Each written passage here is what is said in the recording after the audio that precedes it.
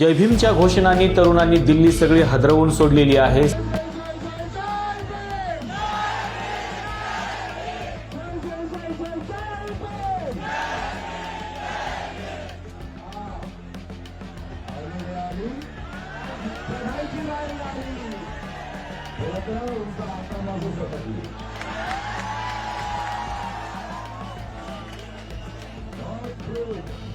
सकाळी 11 वाजता संसदेचं कामकाज सुरू झाल्याच संसदेचं कामकाज बंद पाडण्यात आलं। त्यानंतर पुन्हा संसदेचं कामकाज सुरू करण्यात आलं। नंतर 2 वाजेपर्यंत पुन्हा संसद तहकूब करण्यात आली आणि नंतर थेट उद्या 11 वाजेपर्यंत संसदेचं कामकाज बंद करण्यात आलेलं आहे।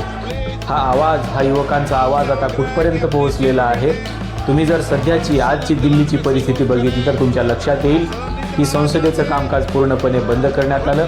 राहुल गांधी, प्रियंका गांधी आणि विरोधी पक्षातले अनेक नेते पंतप्रधान नरेंद्र मोदी यांच्या घरासमोर ठिय्या आंदोलन घेऊन बसलेले आहेत विद्यार्थ्यांच्या रक्तांचा हिशोब मागण्यासाठी। दुसऱ्या बाजूला शरद पवार देखील इतकं वय असताना देखील ते काँग्रेस जनता पार्टीच्या आंदोलनाला सपोर्ट करण्यासाठी आणि विद्यार्थ्यांची विचारपूस करण्यासाठी ते देखील जंतर मंतरवरती पोहोचले। संसदेचं कामकाज थांबवून सत्ताधारी पक्षातले सर्व खासदार गायब आहेत, बेपत्ता आहेत, कोणीही समोर येऊन बोलायला तयार नाही। अख्खी दिल्ली सध्या ठप्प झालेली आहे। इंटरनेट सेवा बंद करून विद्यार्थ्यांचं आंदोलन थांबवण्याचा प्रयत्न केला जातोय।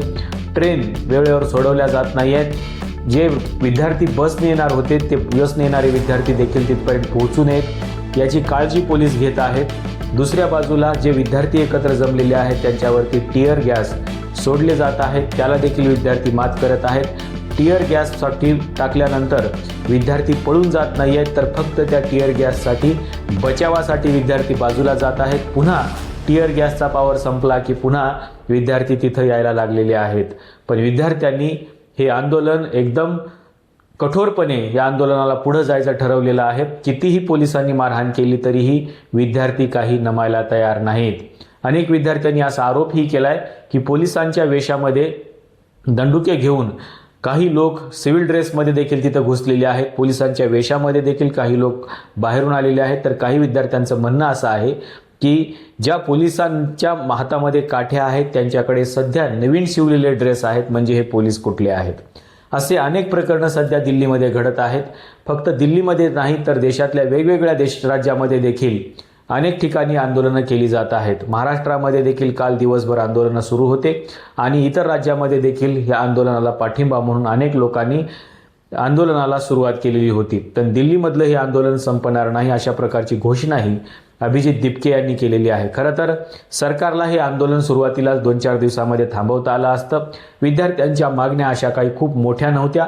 विद्यार्थ्यांची फक्त एवढीच मागणी होती की शिक्षण मंत्री धर्मेंद्र प्रधान यांनी नीट पेपर फुटीच्या प्रकरणामध्ये जे काही प्रकरण झालेलं आहे त्या प्रकरणाचं सर्वस्व स्वीकारावं, जबाबदारी स्वीकारावी आणि त्यांनी आपल्या पदाचा राजीनामा द्यावा। पण धर्मेंद्र प्रधान यांनी तशी कुठलीही जबाबदारी स्वीकारली नाही आणि राजीनामा दिला नाही। खरं तर राजीनामा देणं हे काही एवढं मोठं प्रकरण नव्हतं। आतापर्यंत देशामध्ये अनेक लोकांनी अशा प्रकारच्या ह्याच्यामध्ये राजीनामे दिलेले आहेत, पण एक राजीनाम्यासाठी भारतीय जनता पक्ष आणि पंतप्रधान नरेंद्र मोदी अडून बसलेले आहेत। खरं तर एका राजीनाम्याने सरकारवर काहीही परिणाम पडलेला नसता। दुसऱ्या बाजूला हे आंदोलन इतकं मोठं चिघळलं नसतं आणि आज थेट काँग्रेस जनता पार्टीने धर्मेंद्र प्रधान यांचा राजीनामा मागण्यापेक्षा त्यांनी थेट आता पंतप्रधानांचा आणि अमित शहांचा राजीनामा मागितलेला आहे। म्हणजे हे प्रकरण कुठपर्यंत गेलेलं आहे लक्षात घ्या। भारतामध्ये सुरू झालेलं हे आंदोलन फक्त आता भारतीय मीडियापुरतं मर्यादित राहिलेलं नाही तर आंतरराष्ट्रीय मीडियामध्ये देखील पोहोचलेलं आहे। त्याच्यामुळे भारतामध्ये नेमकं काय चाललंय हे आपल्या लक्षात येईल। आपण म्हणत होतो की भारताच्या आजूबाजूच्या देशामध्ये बरंच काही लोकशाहीला धरून घडलेलं आहे। ते नेपाळ असेल, श्रीलंका असेल, थायलंड असेल, म्यानमार असेल, त्यानंतर बंगाल असेल, अशा अनेक गोष्टी होत्या। बांगलादेश असेल, या अनेक देशामध्ये किंवा पाकिस्तान असेल किंवा अफगाणिस्तान असेल, या सगळ्या देशामध्ये म्हणजे भारताच्या आजूबाजूच्या देशामध्ये लोकशाहीच्या अनुषंगाने घमासान सुरू झालेलं होतं आणि आपण ते बघत होतो। आज भारताचा नंबर आलेला आहे। काही दिवसापूर्वी मी हेही म्हणालो होतो की आजूबाजूच्या देशामध्ये जे घडत आहे त्याची झळ भारतापर्यंत पोहोचेल आणि भारतामध्ये देखील जेन झी काही ना काही या सरकारच्या विरोधामध्ये पावलं उचलायला सुरुवात करेल। नीट पेपर फुटीचं प्रकरण खरं तर तेव्हाच कंट्रोलमध्ये करता आलं असतं, पण कुठल्याही थिंक टँकने भारत सरकारच्या असेल किंवा पंतप्रधान नरेंद्र मोदी यांच्या टीमने असेल याच्यावरती कुठल्याही प्रकारचं काम केलं नाही आणि त्याचे परिणाम आपण बघतोय की हा थिंक टँक एकदम बोगस निघाला.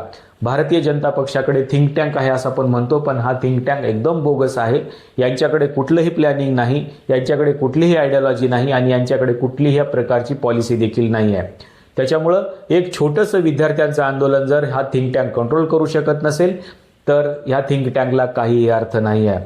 आणि त्याच्यामुळं हे इतकं मोठं जे प्रकरण झालेलं आहे, या प्रकरणाला या थिंक टँकने तेव्हाच कशाही पद्धतीने मोडून काढताही आलं असतं किंवा 2 दिवसात त्याला संपवता आलं असतं किंवा 2 दिवसामध्ये या सगळ्या गोष्टीवरती चर्चाही करता आली असती. पण कुठल्याही प्रकारची चर्चा नाही, कुठल्याही प्रकारच्या थिंक टँकचा वापर नाही आणि जे काही लोक सल्ला द्यायला सरकारमध्ये बसलेले आहेत त्यांचे सल्ले देखील काही कामाचे नाहीत. जर सध्या पंतप्रधानांच्या घरासमोर लोक जर त्यांचा राजीनामा घ्यायला बसलेले असतील, राजीनामा मागत असतील तर यापेक्षा दयनीय अवस्था काही नाही.